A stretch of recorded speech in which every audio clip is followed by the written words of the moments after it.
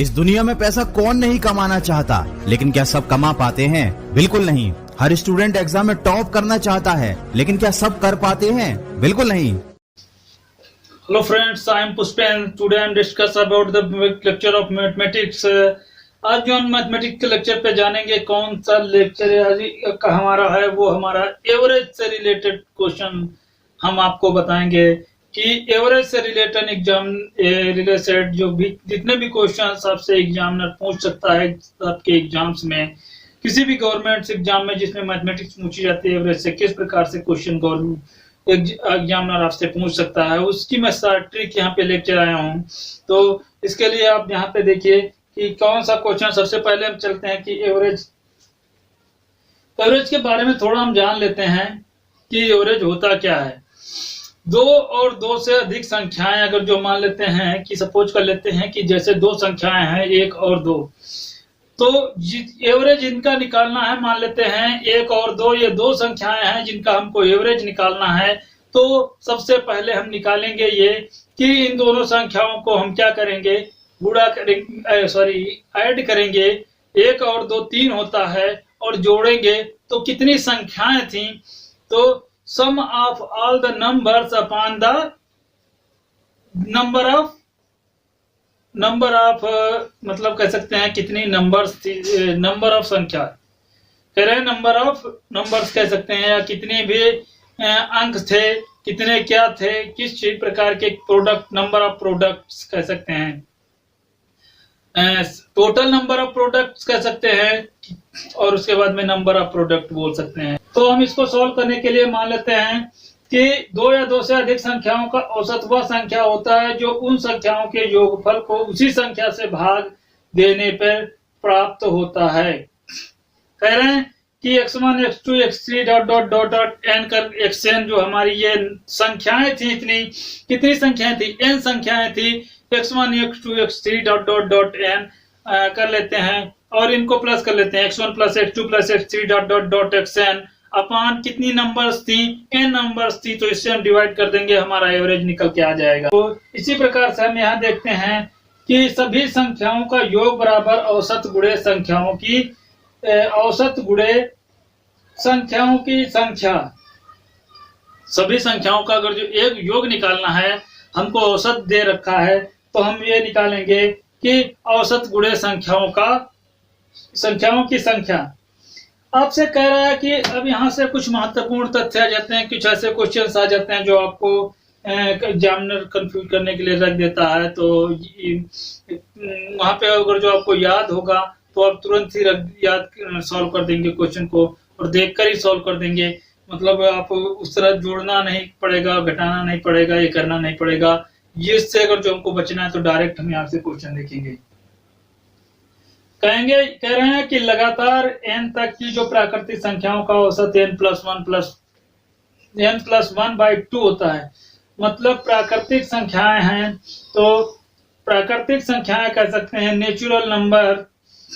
लगातार प्राकृतिक संख्याओं की बात कर रहे हैं का औसत n प्लस 1/2 होता है। मतलब लगातार पूछ रहे हैं, तो 1 2 डॉट डॉट डॉट डॉट करके जितने भी प्राकृतिक संख्याएं हैं उनका अगर जो औसत निकालना है, तो मान लेते हैं लगातार 10 प्राकृतिक संख्याओं का औसत, तो कितना होगा, n प्लस 1/2 कर लेते हैं, ये हमारा जो है आंसर आ जाएगा।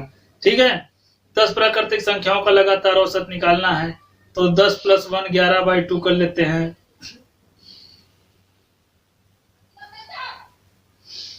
कर लेते हैं, तो ये 5 पॉइंट समथिंग आ जाएगा।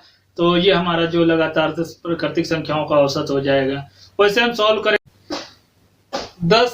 10 में अगर जो हम जोड़ रहे हैं, 9 जोड़ रहे हैं 19 हो रहा है, 9 में 8 जोड़ रहे हैं 27 हो रहा है, 27 में 4 जोड़ रहे हैं, 27 में 7 जोड़ रहे हैं, तो 7 7 14 होता है, 34 हो जाएगा। और 34 में अगर जो हम 6 जोड़ेंगे तो कितना आपका हो जाएगा, 40 हो जाएगा। और 40 में हम 5 जोड़ेंगे तो 45 हो जाएगा। 45 में 4 जोड़ेंगे तो 49 हो जाएगा। 49 में 3 जोड़ेंगे, 49 में अगर जो 3 जोड़ेंगे तो हमारा हो जाएगा ये 52 हो जाएगा। 52 में 2 जोड़ेंगे तो कितना हो जाएगा, 55 हो जाएगा, 54 हो जाएगा। 54 में 1 जोड़ेंगे तो 55 हो जाएगा। ये लगातार प्राकृतिक संख्याओं का योग अगर जो हमको निकालना है 10 प्राकृतिक संख्याओं का योग, तो हमारा योग जो निकल के आ रहा है वो हमारा 55 निकल के आ रहा है। इसको हम 10 से भाग दे देते हैं। 10 से जैसे ही हम भाग देंगे तो हमारा निकल के क्या आ जाएगा, हमारा जो निकल के आएगा वो 5.5 आएगा। इतना सब हमें ना करना पड़े, इसको डायरेक्ट हमें सॉल्व करना है, तो हम वही फार्मूला अपनाएंगे, n+1/2 कर लेंगे, हमें हमारा आंसर मिल जाएगा। इसी प्रकार से इसी में से अगला क्वेश्चन कह रहे हैं, लगातार n तक की प्राकृतिक संख्याओं का योग कितना होगा। ऐसा क्वेश्चन पूछ दे, लगातार n तक की प्राकृतिक संख्याओं का योग कितना होगा, तो n+1/2, ठीक है, n+1/2 लगातार n तक की प्राकृतिक संख्याओं का योग कह रहा है। तो n तक की जब कह रहा है तो हम कुल संख्या कितनी थी, n गुणे n+1/2, ये हमारा औसत था। हमें अभी फार्मूला आपको बताया होगा, कौन सा फार्मूला बताया होगा, औसत संख्याओं मतलब औसत गुणे संख्याओं की संख्या, औसत गुणे संख्याओं की संख्या। पहले हम संख्याओं की संख्या यहाँ पे लिख रहे हैं, तो पहले संख्याओं की संख्या n है और फिर औसत लिख देते हैं n+1/2। ये हमारा जो है फॉर्मूला निकल के आ गया। इसी प्रकार से अगला क्वेश्चन देख लीजिए, लगातार n तक की जो प्राकृतिक संख्याओं के वर्गों का औसत निकालना है। 1 square, 2 square, 3 square, 4 square, 5 square dot n square तक की जो प्राकृतिक संख्याएं हैं उनका अगर जो औसत पूछ रहा है तो उनका सबसे पहले आप औसत निकालना सीख लीजिए। n+1 इंटू 2n+1/2, 2n+1/6 कर लीजिए। ये हमारा जो है लगातार n तक की प्राकृतिक संख्याओं का औसत, ये फार्मूला से निकालने से आ जाएगा, लेकिन हमें इसको याद रखना है क्योंकि हमें इसे डायरेक्टली एग्जाम में यूज करना है, ठीक है, याद रख लेंगे तो ज्यादा अच्छा रहेगा। n+1 कर लीजिए, 2n+1/6 कर लेते हैं। ये जो हमारा n तक की प्राकृतिक संख्याओं का औसत निकल आया। औसत निकल आया, कितनी पूछ रहा था, लगातार n तक की प्राकृतिक, n से इसमें मल्टीप्लाई कर दीजिए, हमारा क्या निकल आएगा, योग निकल आएगा। अब कहे लगातार n तक की प्राकृतिक संख्याओं के वर्गों का योग निकालिए, तो क्या लिखेंगे, n+1 और इंटू 2n+1/6 कर लेंगे, हमारा जो आ जाएगा लगातार n तक प्राकृतिक संख्याओं का योग निकल आएगा, ठीक है। अगला क्वेश्चन देख लेते हैं, n तक की प्राकृतिक संख्याओं में घनों का औसत निकालना है। घनों का औसत 1 cube, 2 cube, 3 cube, 4 cube, 5 cube dot n cube. ये क्वेश्चन हमसे पूछ दे तो इस क्वेश्चन को सॉल्व करने के लिए हम क्या करेंगे, वर्गों का योग, घनों का योग औसत पूछ रहा है, घनों का औसत निकालना है, तो सीधे घनों का औसत निकालना है। औसत हमेशा एक डिजिट कम कर लीजिए। घनों का औसत कह रहा है n+1 का स्क्वायर कर लेते हैं, n इंटू n+1 का स्क्वायर, n का स्क्वायर नहीं, n+1 का स्क्वायर अपान कितना कर लेते हैं, 4 कर लेते हैं, कितना कर लेंगे, 4 कर लेंगे। ये हमारा जो निकल के आ जाएगा लगातार n तक की प्राकृतिक संख्याओं का घनों का औसत निकल के आ जाएगा। अब कहे लगातार n तक की प्राकृतिक संख्याओं के घनों का योग निकालना है, या योग निकालना है तो इसी n में n मल्टीप्लाई कर दीजिए औसत में, n into n+1, n into n+1, देखिए n इंटू n+1 का स्क्वायर बाई 4 कर लेते हैं, n इंटू n स्क्वायर हो जाएगा, ये 4 जो लिखा है 2 स्क्वायर लिखा है, तो जब इसको हम सॉल्व करेंगे तो हमारा जो आएगा n+1 का स्क्वायर अपान n+1/4 टोटल का स्क्वायर, ठीक है, ये हमारा जो निकल के आ जाएगा। अगला देखते हैं, n तक की प्राकृतिक सम संख्याओं का औसत पूछे। अब ये कहे सम संख्याओं को जैसे 2, 4, 6, 8, 10 ऐसी संख्याओं का औसत पूछे, n तक की पूछ रहा है, तो इसका जो फॉर्मूला होगा n/2 + 1 कर लीजिए, ये हमारा जो है फॉर्मूला निकल के आ जाएगा। प्रथम n प्राकृतिक सम संख्याओं का औसत निकाल रहा है। निकालने को अगर जो आपसे बोले तो प्रथम n प्राकृत सम संख्याओं का औसत निकालने को कहे तो कहने का मतलब ये है n+1 होगा। क्या होगा? n+n होगा। यहाँ कहने का मतलब है कि ये कहे जैसे प्रथम 5 प्राकृतिक संख्याओं का औसत कितना होगा, ऐसे कहे तो 5+1 कितना हो जाएगा? औसत कह रहा है तो पहले कितने कह रहा था? 5 कह रहा था, तो 5 में 1 जोड़ोगे कितना हो जाएगा? 6। प्रथम 5 कह रहा था तो 5+1 कितना हो जाएगा? 6 हो जाएगा।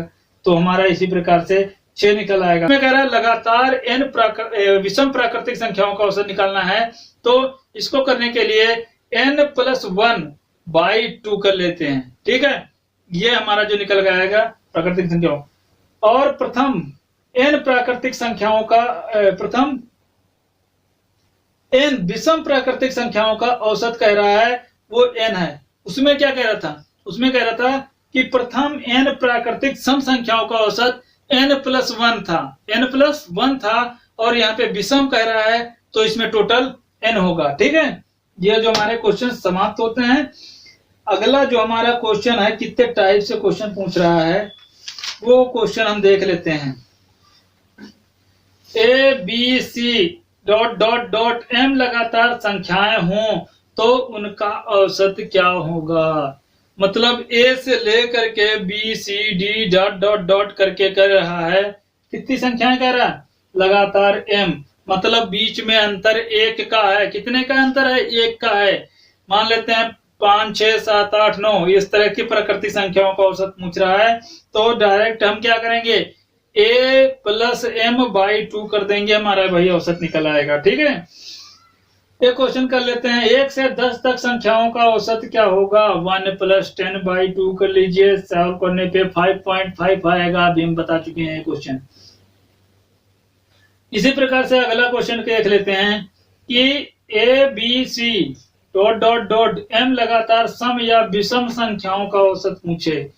अब यहाँ पे क्या पूछेगा? या तो सम पूछेगा या विषम पूछेगा। अगर जो सम पूछेगा विषम पूछेगा तो फार्मूला वही ऊपर वाला ही रहेगा, a+m/2 वाला फार्मूला वही रहेगा, कोई अंतर नहीं इसमें। ठीक है, तो देखिए 12 14 16 18 20 22 इनका औसत निकालना है, तो 12 + 22/2 कर लेते हैं, तो बराबर कितना आ जाएगा? 34/2 कर लेंगे। ये सॉल्व करने पे हमारा आ जाएगा। अब अगला क्वेश्चन देख लेते हैं। कह रहे हैं कि कोई संख्या प्रथम n के गुणज का औसत कितना होगा? कोई संख्या मान लेते हैं उसका a है, उसका प्रथम n गुणज है, उसके मान लेते हैं प्रथम n गुणज हैं, उनका औसत कितना होगा?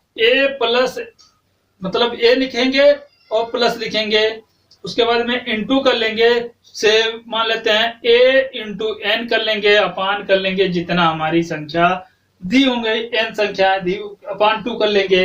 कितनी संख्या दी है? a + a × n, nth number आ जाएगी ना। a प्लस मतलब संख्याएं 2 ही हैं, 2 को करेंगे तो नीचे हम 2 लगा देंगे, सॉल्व करेंगे, हमारा आंसर आ जाए।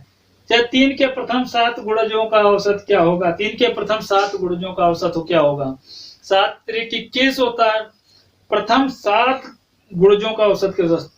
3 पहला तो होगा 3, फिर 3 3 इस प्रकार से निकालते जाएंगे ना, तो 3 7 21 आ जाएगा, 3 आ जाएगा, फिर आ जाएगा पहला आ जाएगा 3 1 का गुणज है, 2 6 आ रहा है, 3 9 4 12 5 15 6 18 7वां 21। तो प्रथम 7 गुणज पूछ रहा था, तो 3 को 1 से गुणा करें, 2 से गुणा करें, 3 को गुणा करें, डायरेक्ट हम 7 ही से गुणा कर दें तो कितना हो जाएगा? पहली संख्या 3 है, आखिरी वाली संख्या क्या होगी? 21 होगी। संख्याएं कितनी है? 2 ही हैं, तो नीचे हम लिखेंगे 2। तो a + 3 + 3 × 7/2 कर लेते हैं, सॉल्व करेंगे। 3 7 21 24 होता है। इसको सॉल्व करेंगे तो 2 से सॉल्व करेंगे तो क्या हो जाएगा? मतलब 2 से इसको डिवाइड करेंगे तो हमारा निकल के आ जाएगा 12। तो हमारा जो 12 जो है वो आंसर आ गया। तो ये एक प्रकार से यहाँ से क्वेश्चन एक प्रकार से समाप्त होते हैं। अब थोड़ा इसमें बारे में कुछ स्मृति तथ्य हैं, उसके बारे में जान लेते हैं, तो आगे चलते हैं। किसी समूह में ए व्यक्तियों के आने के बाद समूह के औसत वही रहे और उस व्यक्ति की उम्र, वजन, ऊंचाई इत्यादि वही हो, तो जब दूसरे समूह का औसत था। मतलब एक प्रकार से यहाँ से कुछ हमारे फैक्ट देख लीजिए। हमने आपको बताया होगा एनटीपीसी एग्जाम जो चल रहा था, 28 को हमने लेक्चर अपलोड किया, 29 को अपलोड किया था। तो इसमें हमने बताया होगा आपको कि आदमी जो चला गया औसत से, जो आदमी चला गया औसत से, अगर जो औसत से औसत बढ़ जाता है तो इसका मतलब औसत से उसकी उम्र क्या हो जाएगी, कम। क्या हो जाएगी, उसकी औसत से उम्र कम हो गई। औसत बढ़ा है तो उसकी उम्र कम हो गई होगी। अगर जो औसत घट गया है तो उसकी उम्र क्या होगी, औसत से ज्यादा होगी। बस इतना याद रखिए, बहुत है। कह रहे हैं किसी समूह में ए व्यक्तियों की औसत उम्र, वजन और वेतन एम हो, मतलब औसत उम्र, वजन, वेतन कुछ भी मान लेते हैं, औसत वेतन, औसत आयु, औसत उम्र, औसत वजन, औसत वेतन, इस प्रकार से कुछ भी पूछ दे आपसे कि उसका औसत कितना है, एम है, और एन व्यक्ति समूह में आने पर औसत के बढ़ जाता है। एन व्यक्ति और आ जाए उसी औसत में, ठीक है, तो औसत कितना बढ़ जाता है, के बढ़ जाता है। आपको बताना है कि आने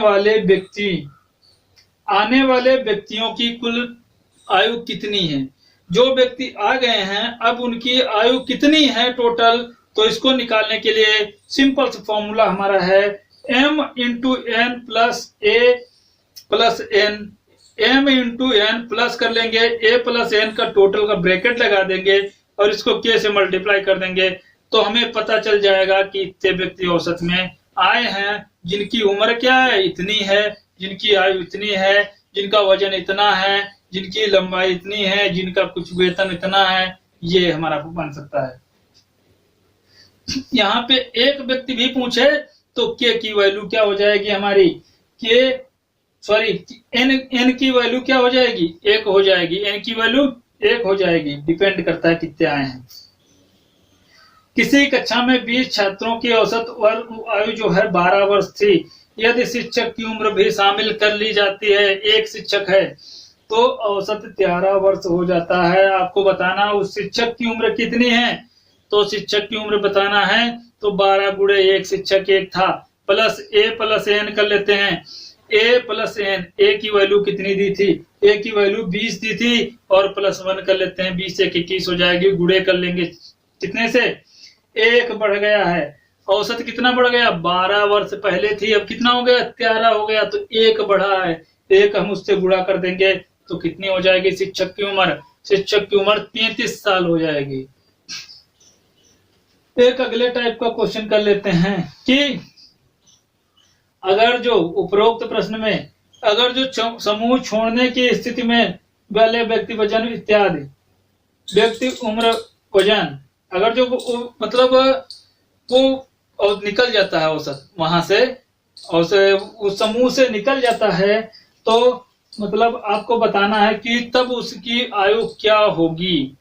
ठीक है, तब उसकी आयु क्या होगी। जो व्यक्ति निकल गया समूह से, औसत घटा है या बढ़ा है, अब उसकी औसत क्या आयु क्या हो जाएगी, ये हमको पता करना है। ठीक है, तो कह रहे हैं इसका जो फॉर्मूला होगा m इंटू एन, ए माइनस एन इंटू के कर लेते हैं। ये जो हमारा डायरेक्ट फॉर्मूला आएगा, उसमें a प्लस एन था, इसमें a माइनस एन करेंगे। औसत से माइनस कर देंगे क्योंकि एक व्यक्ति माइनस होगा, n व्यक्ति माइनस होंगे तो n माइनस करेंगे, a माइनस एन इंटू के कर लेंगे, सॉल्व करेंगे। 14 लड़कियों अध्यापिकाओं के औसत आयु 15 वर्ष है। यदि उसमें अध्यापिका की आयु निकाल दी जाती है तो औसत वर्ष कम हो जाता है। औसत आयु 1 वर्ष कम हो जाती है, अध्यापिका की आयु बताना है। औसत कितना कम हो जाता है, 1 वर्ष कम होता है, ज्यादा नहीं कम होता है, केवल 1 वर्ष कम होता है। आपको बताना उसकी आयु कितनी है, तो 15 गुणे 1 कर लेते हैं, प्लस कर लेते हैं, और ए हमारे कितने दिए थे, ए 14 दिए थे, 14 माइनस 1 कर लेंगे तो 13 बच जाएगा। गुणा करेंगे कितना, 1 कम हो गया तो 1 से गुणा कर देंगे, सॉल्व करेंगे, सॉल्व करने 15 प्लस 13 करेंगे तो 28 हो जाएगा, तो अध्यापिका 28 वर्ष की होंगी। अगला एक क्वेश्चन देखते हैं। किसी समूह ए में ए व्यक्तियों में और एक्स और वाई की उम्र दोनों में व्यक्तियों के चले जाने पर औसत टी बढ़ जाती है।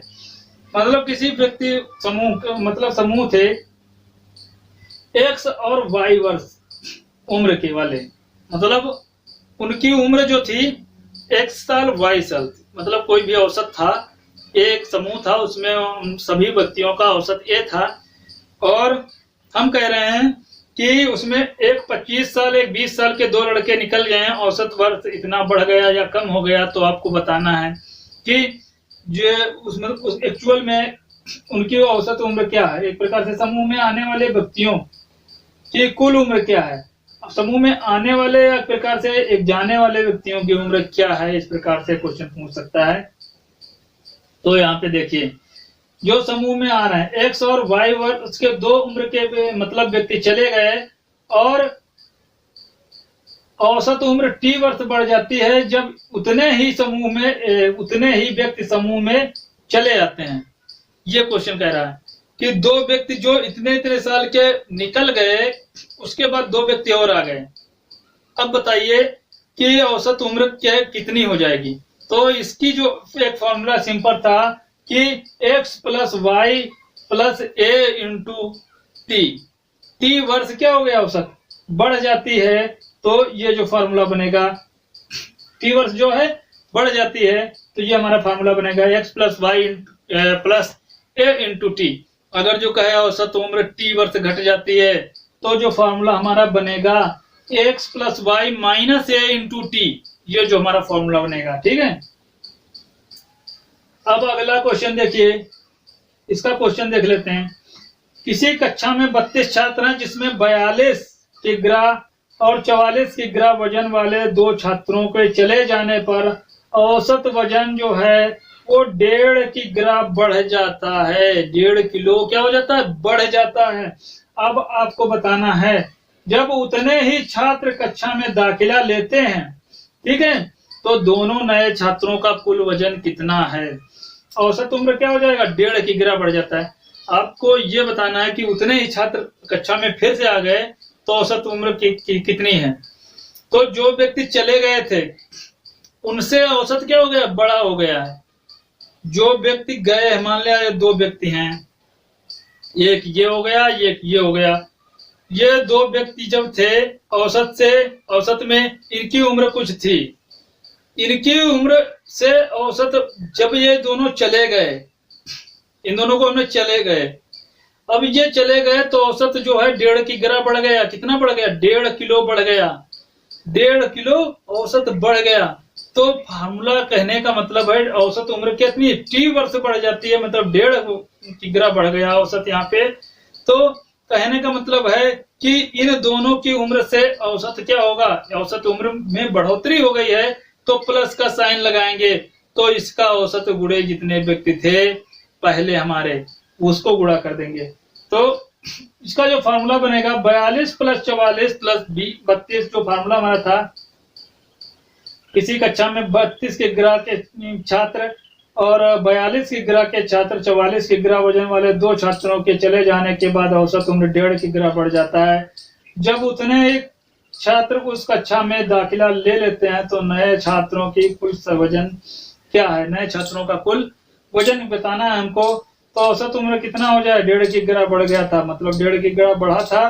कुल छात्र थे 32, हम 42 प्लस 44 कर लेते हैं तो 86 आ जाएगा, और प्लस कर लेते हैं 32 गुणे 1.5 कर लेते हैं, इसको सॉल्व करते हैं तो 48 आता है, सॉल्व करेंगे 134 आएगा। तो उनका जो कुल वजन होगा, जो दो व्यक्ति नए आए हैं, 134 किग्रा होगा। अगला क्वेश्चन देख लीजिए। किसी समूह में, ट्रिक देखिए, किसी समूह में ए सदस्य हैं, उनका औसत उम्र वजन वेतन m है। n सदस्यों के चले जाने से औसत के बढ़ जाता है। औसत क्या, जब उतने ही सब समूह से चले जाते हैं और नए आने वाले सदस्यों के औसत उम्र और वेतन और जाने वाले सदस्यों में अंतर कितना है, अंतर निकालना है। तो डायरेक्ट वही वाला क्वेश्चन आपको अप्लाई करना है। कौन सा? जो हमारा पहले था, वही जो हमारा बना था a इंटू टी था, और यही फॉर्मूला a इंटू के कर लीजिए। क्या कर लेंगे? ये जितने सदस्य होंगे जितना बढ़ गया होगा औसत, वही उनका अंतर होगा, a इंटू के। और अगर जो आने वाले से अंतर घट जाता है तो जितना औसत में घटोतरी होगी उतना ही उन दोनों में अंतर होगा, a इंटू के। दोनों फॉर्मूला सेम है। अगला क्वेश्चन देख लीजिए। एक गाड़ी है जो A और B, सॉरी एक गाड़ी A से B तक S1 चाल से और B से A तक S2 चाल से वापस आती है। एक गाड़ी है, मान लेते हैं ये एक गाड़ी है, ये यहाँ से A से ये B है, यहाँ से चलना स्टार्ट होती है, यहाँ तक आती है, फिर इसको मोड़ देते हैं। मोड़ने के बाद ये फिर यहाँ से जाती है, यहाँ पे आ जाती है। आपको यहाँ से कुछ इमेजिन हो रहा था, ये A पॉइंट है, ये B पॉइंट है। तो A से B तक, B से A तक जाने आने में क्या चीज सेम दिख रही है आपको? दूरी सेम दिख रही है, दूरी सेम दिख रही है। अब डिपेंड करता है, चाल यहाँ से जाने में S1 है और यहाँ से जाने में S2 है, तो समय डिफरेंट हो जाएगा। दूरी हमेशा सेम रहेगी, चाहे कुछ भी ना सेम रहे, लेकिन समय क्या हो जाएगा? डिफरेंट हो जाएगी, क्योंकि चाल क्या हो जाएंगी? अलग अलग। तो जो उनकी औसत चाल होगी वो फार्मूला बनेगा हमारा 2 into S1 plus S2, 2 into S1 plus S2 upon S1, sorry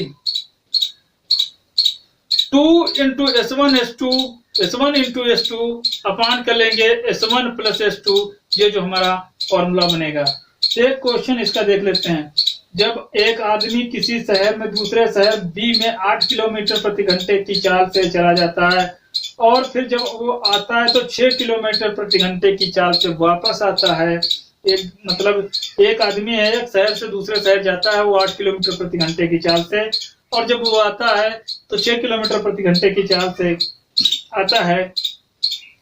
तो पूरी यात्रा में उसकी औसत चाल क्या है? पूरी यात्रा में औसत चाल क्या है? वैसे इतना पॉसिबल नहीं है कि रियल में उसकी चाल हर जगह पे समान हो, मतलब रियल में, लेकिन ऐसा हम कुछ दूरी के लिए मान लेते हैं कि उसकी चाल जो है समान रही होगी।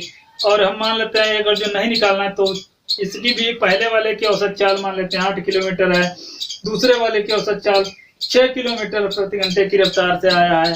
तो अब टोटल कितने औसत चाल उसकी हुई होगी ये बताना है। तो जाहिर सी बात 6-7 के बीच में ही उसकी औसत चाल रही होगी। सॉल्व करेंगे।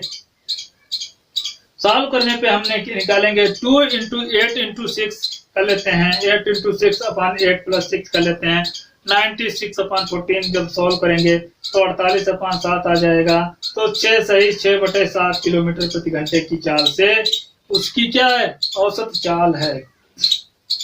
अगला क्वेश्चन देखिए, ये क्वेश्चन देख लीजिए, बस उसके बाद में एक रहेगा थोड़ी ट्रिक, बाकी सब सॉल्व हो जाएगा। कह रहे हैं कि x व्यक्तियों का औसत m है, x1 व्यक्तियों का औसत m1 तथा x1 माइनस x1 व्यक्तियों का औसत जो है m2 है। तो आपको बताना है हो तो x बराबर क्या होगा। तो हमको निकालना है कि कितने आदमी हैं। अब यहाँ पे ध्यान रखना, कह रहे हैं x व्यक्तियों का औसत m1 है, m है, कितना है? m है, तो m औसत है। तो यहाँ पे जो दिख रहा है m1 माइनस m2 में अंतर अपान m माइनस m2 में अंतर निकालना पड़ेगा। आपको क्या निकालना पड़ेगा? m माइनस m2 में अंतर निकालना पड़ेगा। हमें नहीं पता हो जाएगा x की वैल्यू। एक क्वेश्चन इसका देख लेते हैं। कहना है किसी कक्षा में सभी छात्रों का औसत वजन जो है 33 किग्रा 75 किग्रा है, उसमें से 7 छात्रों का औसत वजन जो है वो कितना? 42 kg है। तो शेष छात्रों का औसत वजन कितना है हो सकता है? तो बाकी जो बचे होंगे छात्र उनका औसत वजन आपको बताना है। तो आप यहाँ से देख लीजिए उस कक्षा में कुल छात्र कितने हैं। कुल छात्र जो थे वो ये आपको बताना है। तो कुल छात्र निकालने के लिए सबसे पहले जो हमारा फॉर्मूला होगा 7 इंटू 42, जो छात्र 42 मतलब कितने थे छात्र थे, और 42 इंटू 32 कर दे -32 कर देते हैं अपान जितना उनका जो है क्या हो गया औसत वजन से माइनस कर देंगे किसी दूसरे वाले का, तो जिसका कम होगा उसको माइनस कर देंगे जिसका पूछ रहे होंगे। ठीक है, तो 33.7.2 कर देते हैं -32 कर देते हैं, सॉल्व करने पर 1.2 40 आ जाता है। तो इतने जो हमारी जो है वो छात्रों की वहां पे क्या होगी संख्या होगी।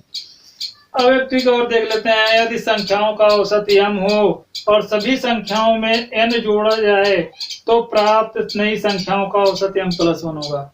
मतलब सभी संख्याओं का औसत m है और सभी संख्याओं में n जोड़ा जाए तो औसत में भी n जुड़ जाएगा। ठीक है, औसत से अगर जो कोई चीज घटा दी जाए तो उसमें भी संख्या में क्या हो जाएगा औसत में भी घट जाएगा। सभी संख्याओं में अगर जो n घटाया जाए तो औसत में भी n घट जाएगा। सभी संख्याओं में अगर जो n से गुणा कर दिया जाए तो औसत भी n का गुणा हो जाएगा औसत में भी। अगर जो सभी संख्याओं को में औसत से n से भाग दे दिया जाए तो औसत मतलब सभी संख्याओं में n से भाग दिया जाए तो औसत में भी n से भाग दिया जाएगा, वही उसका औसत हो जाएगा। ठीक है, इस प्रकार से क्वेश्चन पूछ सकते हैं आपसे। तो ये जो हमारा जो है औसत से रिलेटेड क्वेश्चन समाप्त होते हैं। और जो वीडियो अच्छा लगे दोस्तों तो इसको लाइक शेयर सब्सक्राइब करें। वीडियो देखने के लिए आपको बहुत बहुत धन्यवाद।